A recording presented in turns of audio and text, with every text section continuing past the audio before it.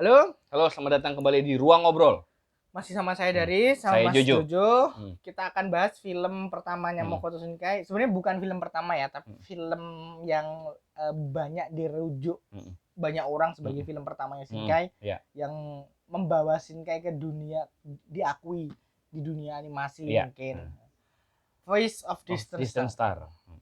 Nah ini tuh aku suka. Kamu gimana? Aku juga suka. Filmnya sederhana aja, tapi ya cuman 30 menit kan ya? iya, 30 atau 40 menit, gak banyak. filmnya sederhana aja.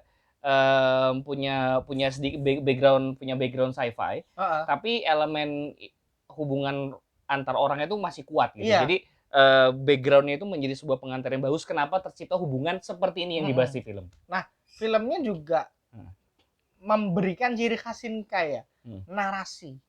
Ya. Apa monolog. Ya.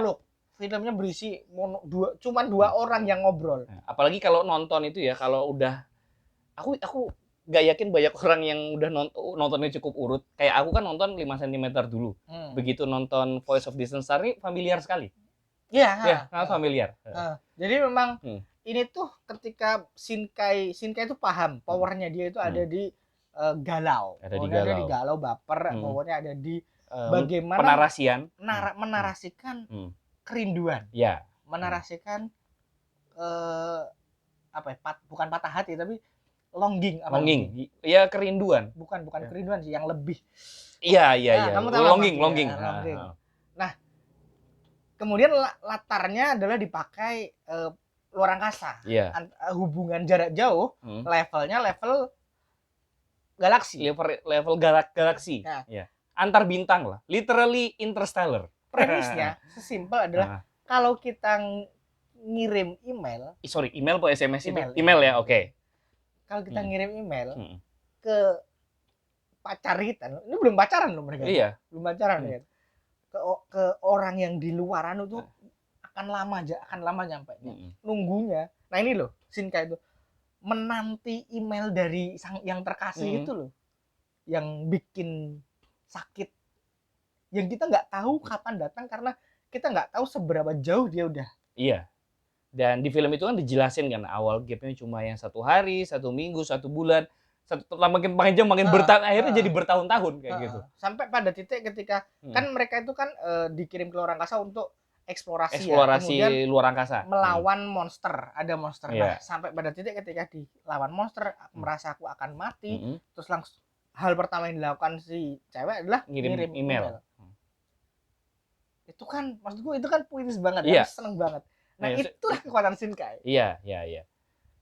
Kekuatan Shinkai menunjukkan bahwa ya di momen-momen seperti ini pun kita akan kembali mengingat orang-orang yang kita rindukan. Ujung-ujungnya ngomongin Shinkai, ngomongin akarnya adalah Voice of Distant Star. Bagaimana kita melihat Shinkai itu sebagai orang yang sedih, yang galau, yang baper, yang suka sama cinta yang tidak terbalas dalam bentuk apapun. Nah, bahkan bentuk yang seperti ini juga. Nah, masalahnya adalah yang menyebalkan adalah komiknya bisa dicari di Periplus ya. Indonesia tidak menerbitkan. Ada novelnya diterbitkan tapi udah susah dicari juga sih. Komiknya memberikan ruang lebih untuk narasinya. Oke. Dan endingnya lebih ini loh. Di film Shinkai itu merasa seolah-olah itu kalian nggak ada harapan untuk bersatu. Iya. Kalian itu menyedihkan. Iya, tapi di komik Shinkai ngasih ruang untuk ini loh. Sebenarnya itu ada harapan. Tidak langsung plek ketemu ya, tapi ada harapan. Tapi ada harapan. Itu komiknya enak dibaca. Makanya sebagai sebuah film pembuka Shinkai ya, sebenarnya ada CN Haircut sih, tapi itu beda lah.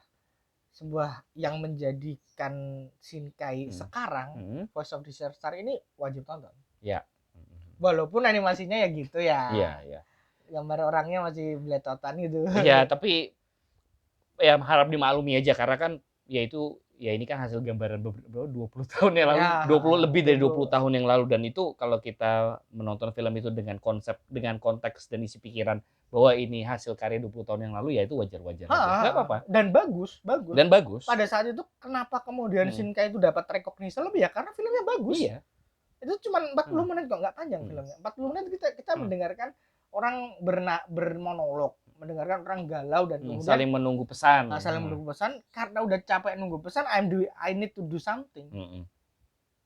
Itu masih ada tone positifnya daripada 5 cm yang kayaknya nggak ada tone positifnya sama sekali. Iya. Itu udah nge-review nanti bisa tonton. Iya. Tapi intinya ditonton aja teman-teman, ini film yang sangat enjoyable. Jauh lebih enjoyable dari filmnya yang kedua. Nah ini tuh nggak banyak yang bisa dibahas karena filmnya pendek juga. Pendek aja.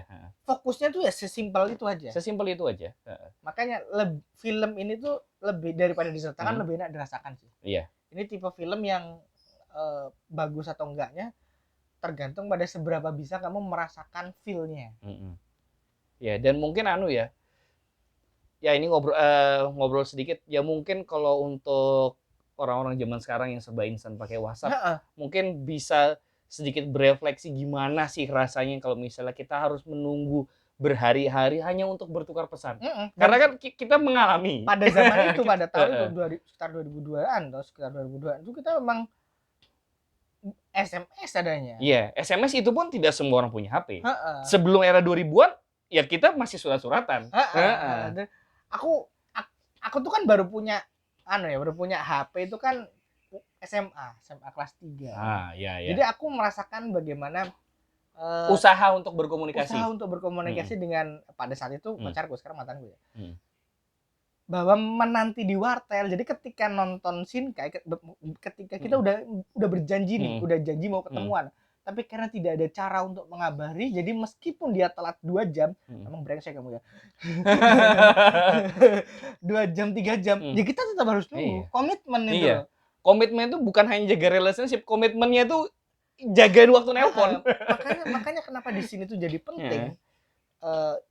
Menunggu itu jadi penting, bahwa ketika mereka itu belum jadian pada saat di film ini kayak itu. Tapi kemudian karena kita masih berhubungan email, aku nggak bisa move on. Karena aku nggak tahu kamu masih hidup atau enggak. Iya, itu yang pertama, kita nggak tahu kan mereka istilahnya dua orang ini masih sehat atau masih hidup apa nggak tahu. Dan yang kedua adalah dengan rentang waktu SMS yang berbulan-bulan dan email yang berbulan-bulan dan bertahun-tahun, in the meantime kan perasaan dua orang ini tuh masih bisa berubah gitu loh.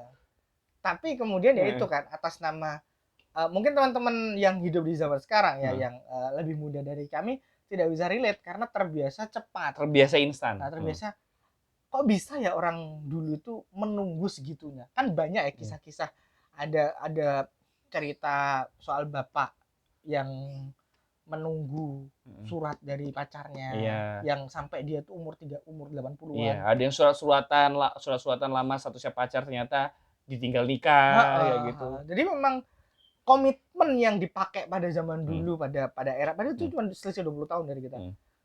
Ya karena kita berkomitmennya itu sekuat itu. Karena janji itu adalah hal yang dipegang teguh. Karena nggak ada instan. Nggak ada yang instan, iya. Ketika berjanji, dua pihak ini akan berusaha untuk menepati janji, karena tidak bisa dengan mudah bilang, aku nggak bisa nih. Reschedule ya nggak bisa. Kalau mau reschedule ya ketemu dulu, ganti hari lagi. Makanya bagus, makanya film-film zaman dulu itu terlihat romantis karena keterbatasannya. Itu sih poin yang menarik. Oke, itu aja kali ya, teman-teman. Jadi nanti malah kemana-mana. Itu aja. Ini mengakhiri bahasan kita soal Makoto Shinkai. Mengakhiri pekan-pekan bersama Makoto Shinkai. Mungkin nanti akan kita bahas film-film dari sutradara lain. Tapi yang jelas ini mengakhiri bahasan kita soal Makoto Shinkai. Semoga teman-teman bisa menikmati review-review kita soal Shinkai dan bagaimana sih Shinkai di mata kami dan seberapa besar sih pengaruh Shinkai buat kami. Mari kita berdiskusi. Kalau ada yang ingin diskusikan, jangan lupa like, share, supaya banyak yang nonton, banyak yang bisa terlibat di obrolan. Thank you. Sampai jumpa di lain kesempatan. Bye bye.